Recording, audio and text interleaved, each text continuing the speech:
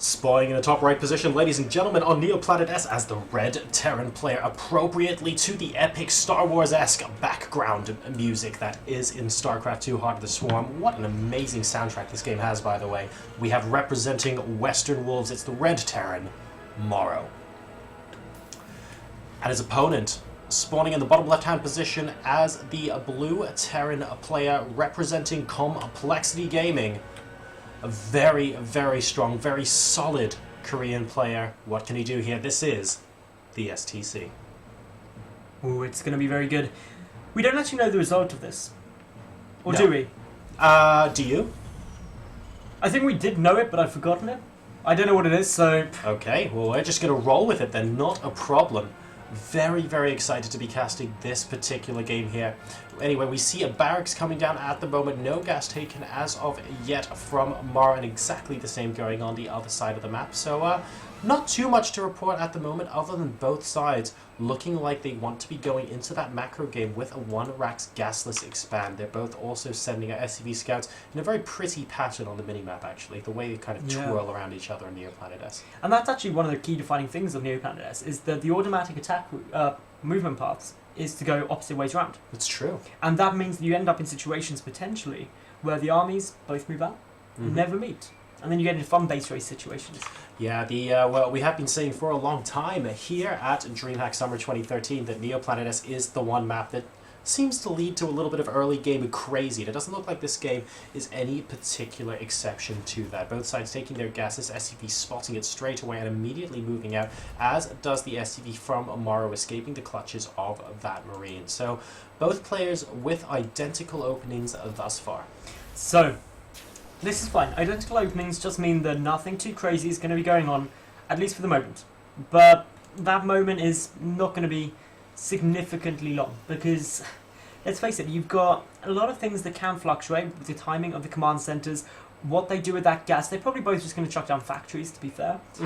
But it's also to do with, mainly, when the command centers are thrown down. As we can see, within seconds of each other. Very similar playstyle. Yeah, this is... this really is basically identical from all of the players. We can see the rocks here at the base.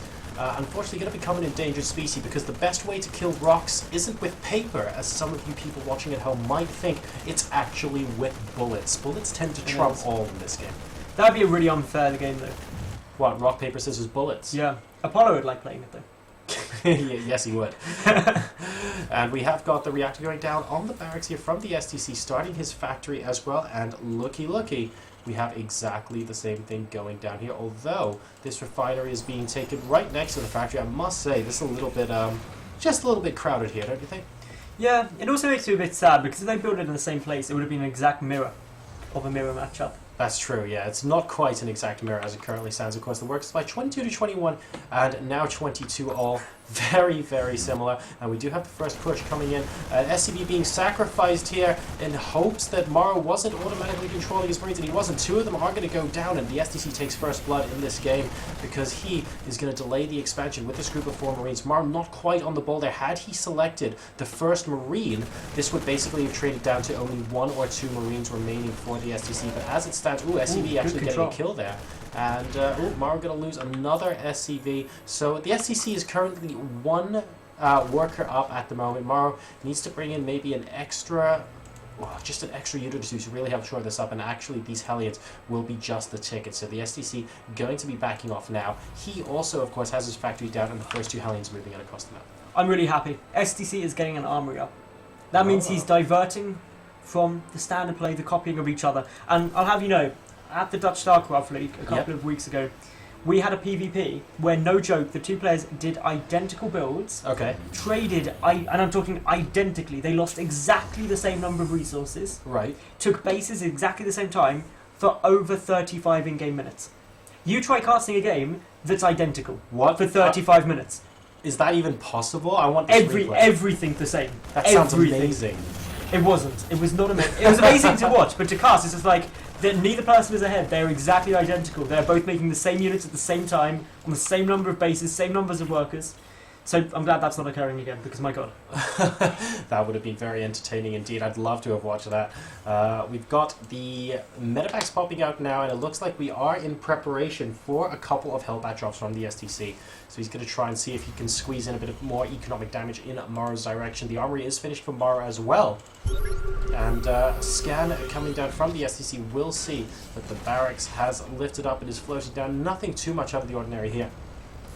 And he can probably assess... He didn't see the armory. He didn't see the armor, but he can probably assess this might end up being a very similar build. And look at this. After that scan, the Widow Mine getting planted down here near the mineral line, just in case those drops come in, even putting down the missile turret as well. So he smells a rat, and that is correct, because the double Hellbat drop is about to pop in. And now when that double Hellbat drop does come in, it's going to go straight for the natural. Missile turret is trying to come down, but with only the bunker there to defend, this could do quite a bit. But there's a nice Widow Mine shot off. And one of those Hellbats gets exceptionally low, so it's got to be very cautious moving forward anymore, especially with those Marines in the bunker, or the Viking there as well.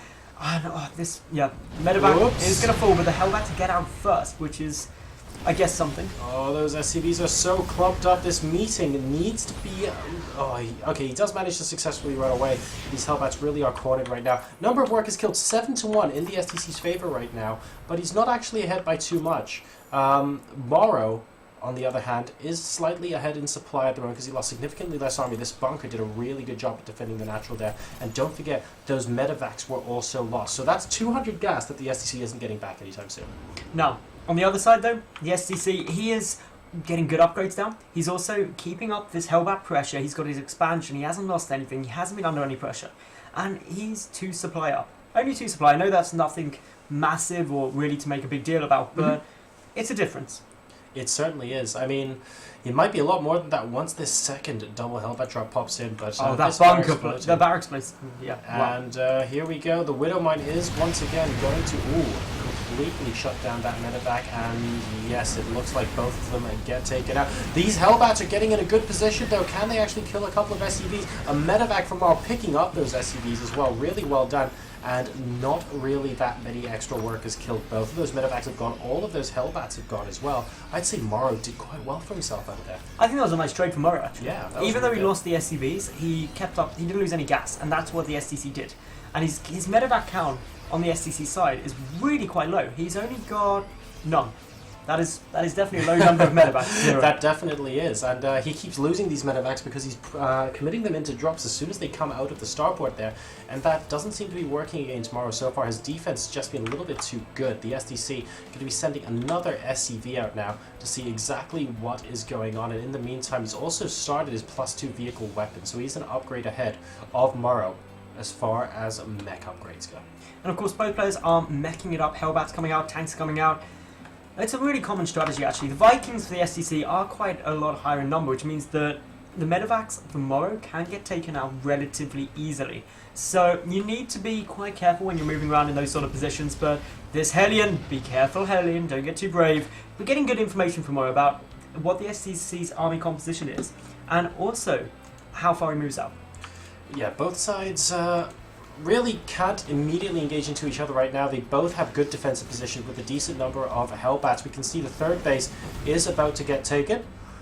That SCV got very, very fried over there by those Hellbats inside the medevac. So it's possible that Morrow's going to use this as a drop. The third orbital is down for both players now, almost at exactly the same time.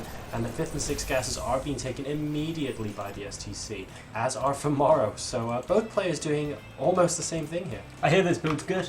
Whoop. Oh, Widow Mine. Widow Mine kills a Widow Mine. Widow Mine wins. There must be some kind of law against Fatality. That. Widow Mines on Widow Mines. And here's another one? No, that's STC. That's the SCCs, of course it is. Wow, I'm seeing things now. And this Widow Mine is not going to be able to get that Hellbat because it is still on cooldown. Oh, very, very nice. Nothing is escaping this guy right now. And the Hellbat manages to pick apart the Widow Mine. Oh, but there's one on the other side! There's one on the other side! There's one on the other... Oh, he does have the scan and... Oh, doesn't quite get off in time. But only the splash damage on this Widow Mine. Yeah, that's okay. So, nothing massive occurring at the moment, but do you know what? These two are going so similar in style of build that it's going to be very close. The biggest difference between them is just how far ahead we actually see the STC being in that +2. He's finishing it up now. Meanwhile, Morrow is only about a fifth of the way through.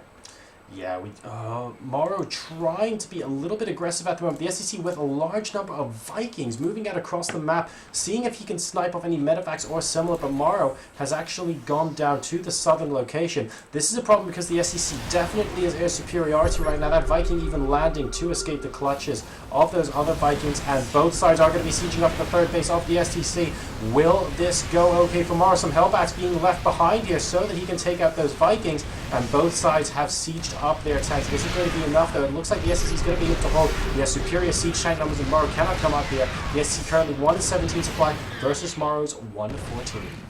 Now, this is looking quite nice for SGC. His tank count is so much higher. He doesn't want to siege up, he just wants to push in with those tanks unsieged. It's a better way to go when there's only one there. But, at the same time, their supplies are pretty close. The STC needs to do quite a bit of damage with this drop. Scanning first, because Widow Mines have been a bane in his life for a while. And yeah, quite a few SCVs are going to go down here. A lot getting trapped behind the Hellbats. And there they all go down. That was a big drop. That really was, actually. The number of workers killed just shot up to 20. The SD finally getting a word in edge race with these drops in this game. And there is a Thor coming out here, but I think the Medivacs will more or less ignore this Thor for the time being. And these Hellbats getting a lot of STVs into the red. They all basically need one more hit to go down. So unbelievably close. And oh, he's chasing them with this. Not quite. Look at the number of SCVs that are red right now. That is a graveyard waiting to happen. I'm glad they got just away. about escape, but we have another massive engagement over here at the natural expansion. What is Morrow going to do? The STC rather, sieging him up, dropping Hellbats on top of the tanks. A really nice strategy there. Wow, that's a very cool death animation. And Morrow coming in with unsieged tanks, but not quite able to destroy anything just yet. Yeah, this is a bit problematic for him because Morrow is now trying to whittle away the number of tanks, but more coming in for STC.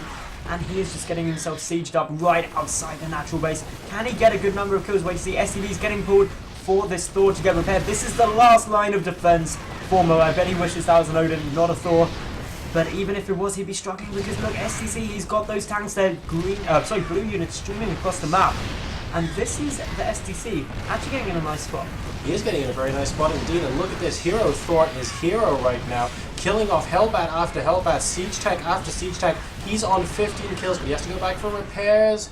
You don't want to lose a decorated war hero there, and Morrow might be coming back for a take 2 here. This siege tank on the high ground is also doing a phenomenal job. Workers by 68 to 51, and we are going to see take 2 from this Thor. He's going to come in and try and boss things up. It looks like the SC might not be able to continue this hold. Yeah, this is going to be really tough for SCC to keep this up because Morrow, he's just pushing out, but still SCC is going for it. He's got way more reinforcements coming across. He's also taking the gold base. He's got additional orbital commands being placed everywhere. As long as he keeps this up, he can just take the map, and those additional resources will help. No! Hang in there, man. Wow, this Thor, 19 kills, 21 kills. Unfortunately, the Hellbats are killing off the SCVs, which are making this Thor so imbalanced. Yeah, there's a little bit of problem. Worker supply is currently 68 to 47, so Mark is losing SCVs left, right, and center. But look at this Commander Thor, 23 kills on him, doing a phenomenal job here. And STC has this siege tank trying to prevent Morrow from moving any further. Morrow does exactly where it is, and here comes Hero Thor. The gold base has been taken by STC. He's also taking a 5th base north of his natural. He's just getting expansions everywhere, and he is getting command centers everywhere else. And currently the worker count as well, 71 to 50 in favor of the STC. And 71 to 50 is definitely not a position he wants to be in right now. Morrow did a great job to hold that off. There are nice repairs on the Thor, even though the SCVs went down. I think he really had to be perfectly honest. To try and get out of that sticky situation. But like you said, look at the number of bases. We have 4 bases here and a 5th at the gold at the moment for the STC. He is out expanding Morrow by a ratio of a lot to not very a lot. And that is my official mathematical scientific assessment right now. Morrow needs to kill a couple of bases, and he needs to do it quick. Morrow also needs to make sure that those Hellbat drops don't cause any more pain because, well, sensor towers are coming down. He's making sure that nothing can catch him by surprise. And look at these units scudding right around the edge of the missile turret. Sensor tower, rather. Yeah, and now in come the Hellbats. They're going to get noticed. Morrow going to try and get back up there, but there's a cliff in his way. There is a cliff in his way. 3 Hellbats, though, are going to be matching themselves against 3 Hellbats. And as it turns out, as long as you have defender's advantage here, that tends to be pretty good. And Hero Thor going to try and use his attack there. He has got the Punisher cannons, by the way, not the Javelin missile launchers at the moment. Engaged, and he's going to see if he can pick apart a couple of those Vikings from afar. It does make a difference as well, by the way. As you can see, it is range 10. So, a very, very big difference, and it does more damage to a single target. As we're seeing now. Yeah. So this is now the STC just slowly closing down all of Morrow's options, trying to contain him, trying to squeeze him back, and allowing the STC Oh, the that doesn't look opportunity like a squeeze. That looks like a massive hammer, man. And here we go. The STC moving into this third base location with a lot of Hellbats. The Siege Tank's unable to do anything towards it, and we have landed Vikings and Hellbats trying to come. Commander Thor is up to 28 kills, but can he single-handedly hold off the STC? I'm not sure. He's up to 30 right now. This is a story and a half unfolding here, but these Hellbats have completely annihilated this third base. We're going to see a counterattack coming in here from Morrow, but I don't know if it's going to be enough. These units really could have been useful in defending, and no! Tychus!